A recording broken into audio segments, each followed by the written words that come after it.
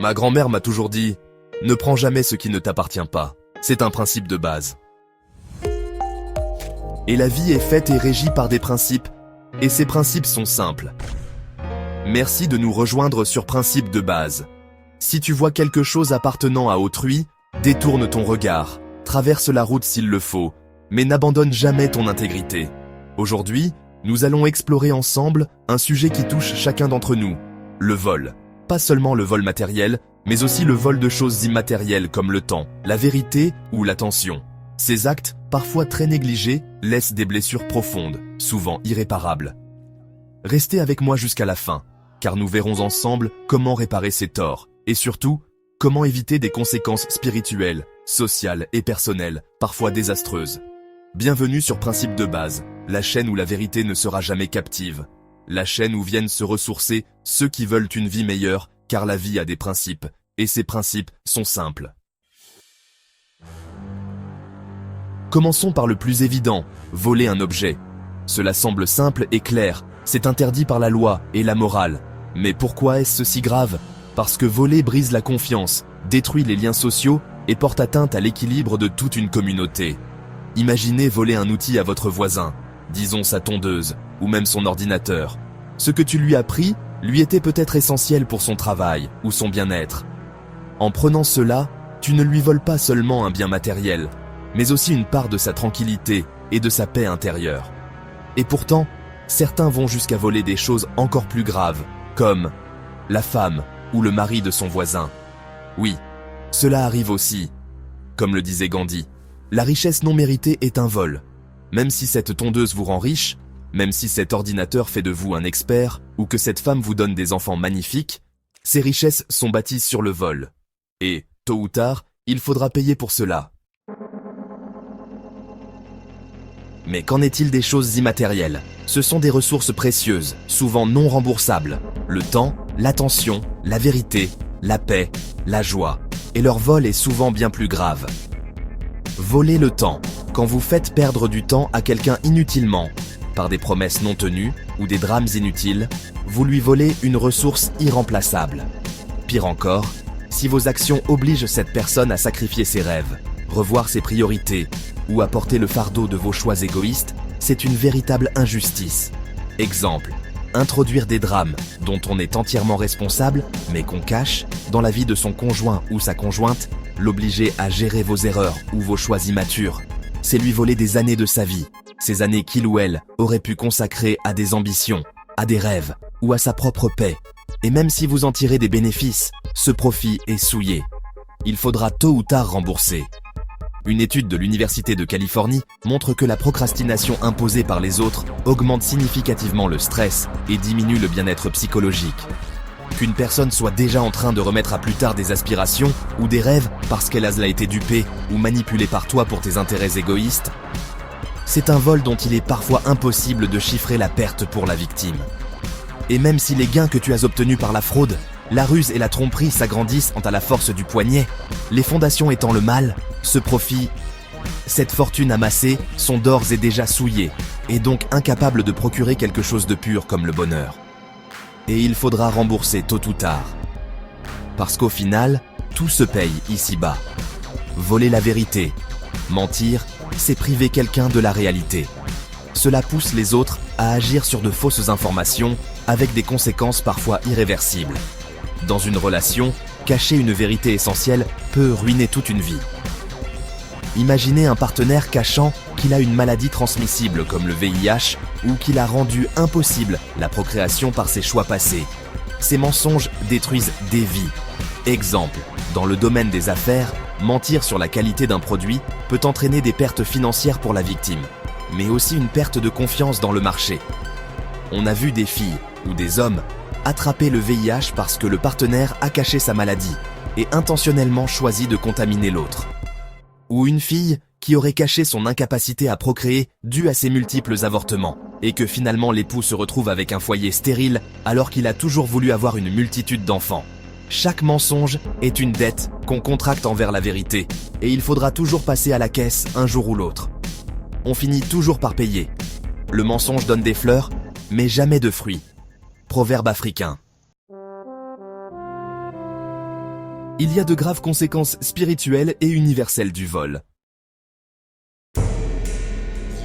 La Bible dit « Ce que l'homme sème, il le récoltera ». Beaucoup glorifient des figures comme Robin des Bois, mais voler reste voler, même si vous ciblez des voleurs. Vous devenez complice d'une chaîne de désordre moral. Comme le dit un proverbe africain, « Quand tu combats un serpent, fais attention à ne pas devenir toi-même un serpent ». Quand vous prenez par la fraude quelque chose à quelqu'un qui l'a gagné honnêtement, vous perturbez un équilibre divin. L'univers ne reste jamais indifférent. Quand vous prenez malhonnêtement quelque chose qui appartient à quelqu'un qui l'a gagné légitimement, vous perturbez l'équilibre de l'univers même. Voler à une personne qui a honnêtement gagné ce qu'elle possède ou qui a reçu un don universel comme le temps ou l'attention est une offense bien plus grave. L'univers répondra. Les lois spirituelles sont claires. Ce que l'homme sème, il le récoltera. Vous perdez la paix intérieure et attirez sur vous-même des obstacles invisibles. Si vous détournez le temps d'un collègue en lui assignant des tâches inutiles ou mentir pour obtenir un avantage, vous prenez une partie de sa vie qu'il ne pourra jamais récupérer. La justice universelle est lente mais implacable. Lao Tse. Trahir ou voler une personne qui vous a aidé est une offense grave. Celui qui fait du mal en retour du bien, la malédiction ne quittera pas sa maison. Cela attire une malédiction. Utiliser le bien qu'une personne vous a fait pour lui nuire est un acte qui ne reste jamais sans conséquences terribles sur notre vie. Quand vous volez ou trompez une personne qui vous a aidé, vous trahissez non seulement cette personne, mais aussi le bien qu'elle a investi en vous. Cela attire une malédiction qui s'étend parfois à votre entourage. Ce niveau de vol est souvent accompagné de malheurs personnels. Vous perdez non seulement la bénédiction de cette personne, mais aussi celle de l'univers. Les liens que vous avez brisés deviennent des fardeaux que vous portez toute votre vie. Exemple, imaginez utiliser l'argent qu'un ami vous a prêté pour le trahir ou agir contre lui. Vous transformez un geste de bonté en arme de destruction. Enfin, voler à une personne intègre et honnête qui vous a vraiment aimé ou à une personne qui vous a fait du bien, c'est voler et provoquer directement la colère divine. Les textes sacrés, quelle que soit leur origine, sont unanimes. Prendre à quelqu'un qui est protégé spirituellement provoque une réponse directe de toute la création et du Créateur lui-même. La Bible déclare « Ne touchez pas à mes oints et ne faites pas de mal à mes prophètes ». Livre des Psaumes 105, verset 15.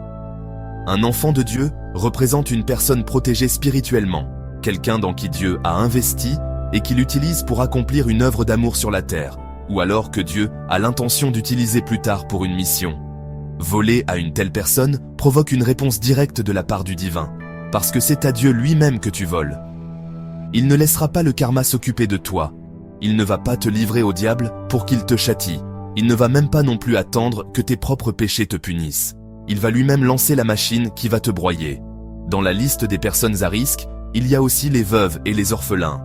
Les toucher, ou les malmener, ou les dépouiller, ne peut être qu'une descente aux enfers, car Dieu lui-même se lèvera pour les venger.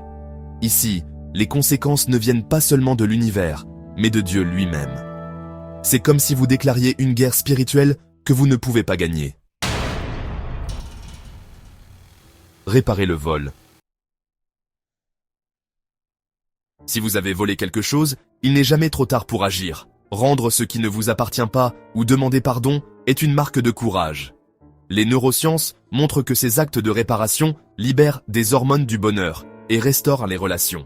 Si vous avez déjà pris quelque chose qui ne vous appartient pas, il est temps de le rendre si c'est possible, et si c'est une chose immatérielle définitivement perdue, il faut juste aller demander pardon et tout faire pour l'obtenir et avoir la rédemption. Sans cela, la dette reste et les conséquences peuvent durer toute une vie. Prenons par exemple le cas d'avoir des regrets profonds et, sans avoir été attrapé, aller rendre un objet volé, ça peut parfois entièrement rétablir une relation brisée et peut-être ouvrir une porte pour que la confiance puisse encore renaître. Une vérité cachée avouée finalement, une excuse sincère, peuvent redonner une paix perdue et poser de nouvelles bases pour l'avenir. Les neurosciences montrent que les actes de réparation, comme présenter des excuses ou restituer un bien, libèrent de l'ocytocine, l'hormone du bonheur, et restaurent la confiance. Réparer les torts, une obligation spirituelle et morale. Comment réparer? Rendre ce qui ne vous appartient pas, si vous avez pris quelque chose, matériel ou immatériel, restituez-le, même si cela vous coûte. Avouez la vérité. Si vous avez menti, révélez la vérité, même si cela est difficile. La vérité libère toujours. Demander pardon et avouer ses torts de sa propre initiative, reconnaître ses torts, est une marque de courage et de la plus importante des humilités. Exemple, une personne qui a menti à son conjoint peut réparer les dégâts en avouant et en reconstruisant la confiance, même si cela prend du temps. Une étude de Harvard montre que les actes de restitution diminuent le stress et restaurent des relations, même dans les cas graves.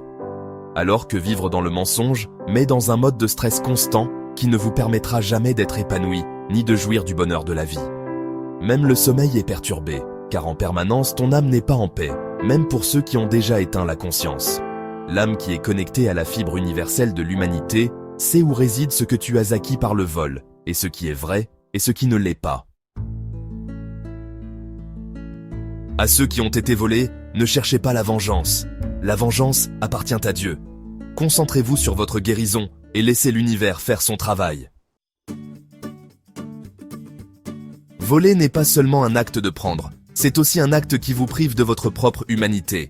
Les choses immatérielles, le temps, la vérité, l'attention, sont des trésors encore plus précieux que l'argent ou les biens. Le vol de ces choses immatérielles est encore plus grave, car il touche à l'essence même de notre vie, à notre bien-être, notre bonheur, notre paix intérieure. Respectez-les, et si vous avez fauté, réparez sans attendre. Votre avenir en dépend. Il y a toujours un chemin pour se racheter. Rendez ce qui ne vous appartient pas, offrez des excuses, réparez les torts. Ce chemin difficile est celui de la paix véritable. À ceux qui ont été victimes, sachez que la vengeance n'est pas la solution. Comme le disait Martin Luther King, la haine ne chasse pas la haine, seul l'amour le peut. Laissez le temps, Dieu a établi des principes et il s'occupe de tout régir afin qu'aucune faute ne reste impunie. Concentrez-vous sur votre guérison. Celui qui creuse une fosse pour autrui y tombera lui-même. Si cette vidéo vous a touché, partagez-la avec quelqu'un qui en a besoin. Abonnez-vous à Principes de base pour d'autres vidéos qui transforment et inspirent. Merci d'avoir été sur Principes de base et en attendant la prochaine vidéo, n'oubliez pas que la vie a des principes. Et ces principes sont simples.